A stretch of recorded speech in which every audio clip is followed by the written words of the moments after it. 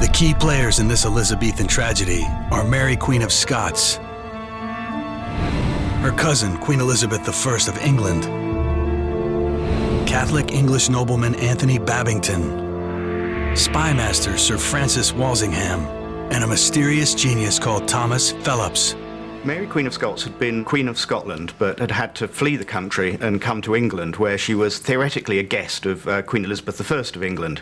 But the English government had real problems with this, because England was a Protestant nation, and the Queen was Protestant, and Mary, Queen of Scots, was a Catholic, and she was next in line to the throne if Elizabeth didn't have any children. So she was naturally the centre of any conspiracy to get rid of Elizabeth and replace the Protestant Queen with a new Catholic Queen.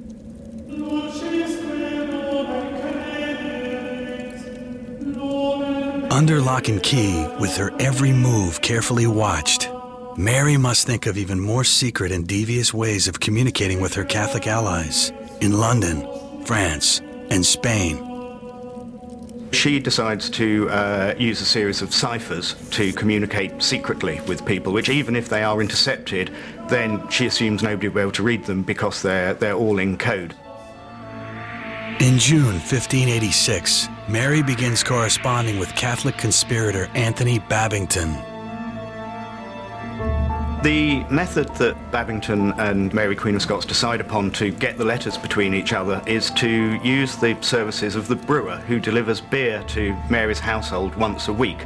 So she would write a letter which her secretaries would then encode, and once that she had the coded letter, it was rolled up very small.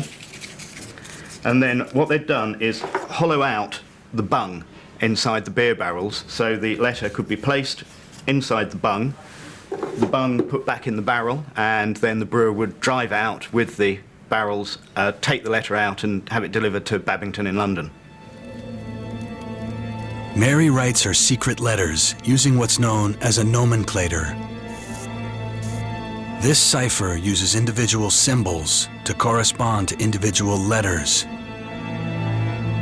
To hasten the writing of a long letter, commonly used words and phrases such as how, why, and when are given their own symbol.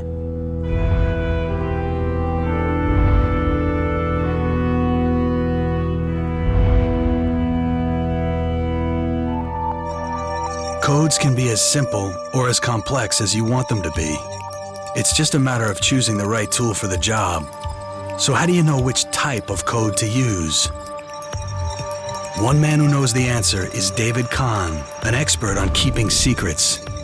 He's the author of the best-selling book, The Code Breakers, and widely regarded as the world's leading expert on the history of codes and cryptology. For centuries, when you used a cipher, you had to have a key to encipher the message. The person who wanted to unlock that message had to have the exact same key so that he was able to unlock the message. Over 2,000 years ago, Roman Emperor Julius Caesar realizes that keeping the key to his ciphers a secret is of great military importance. So he creates one of the first ever recorded ciphers to pass secret information onto his generals. When Julius Caesar wanted to put a letter into cipher, he slid each letter 4 places to the left so that A became D, B became E, and so forth. But Caesar's shift cipher is easily broken. Once you determine that the key is a shift of 4 letters, you crack the entire message. To solve Mary, Queen of Scots' cipher requires far more ingenuity. Mary was fairly convinced that her codes wouldn't be broken. She was very careful to regularly change them to create new alphabets. She inserted nulls, which are symbols that don't mean anything, throughout her codes to try and prevent them being broken. But she's unaware at the time that the English state, and particularly Francis Walsingham, the Secretary of State, has employed a man called Thomas Phelps, who's a brilliant cryptographer, who has what to the English is a new method of actually cracking these codes. It's known as frequency analysis and works by studying how commonly used letters appear when enciphered. So when Babington's name is encrypted using Mary's cipher, it's easy to spot the repeated letters.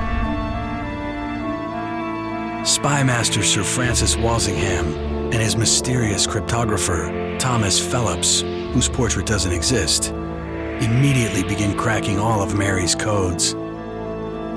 They're looking for a single piece of treasonous evidence to prove Mary is plotting with the Catholics to overthrow Queen Elizabeth. Mary, Queen of Scots, receives a letter from Babington in which he explains that he intends to assassinate Queen Elizabeth I. Her secretaries warn her not to reply to it because she might incriminate herself if the letter's ever intercepted. But she does anyway, and she suggests ways in which she might be broken out of her prison and what would then happen to make her Queen of England. Mary's reply to Babington's assassination letter is immediately intercepted by Thomas Phelps before it can be smuggled out of the prison. He decodes it and realizes that in this letter he has exactly the evidence of treason that they need to finally execute Mary.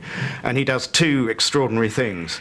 He writes a postscript on the letter. He forges some extra lines on the bottom of the letter, pretending that Mary is asking for the names of the people who are actually going to assassinate Queen Elizabeth I.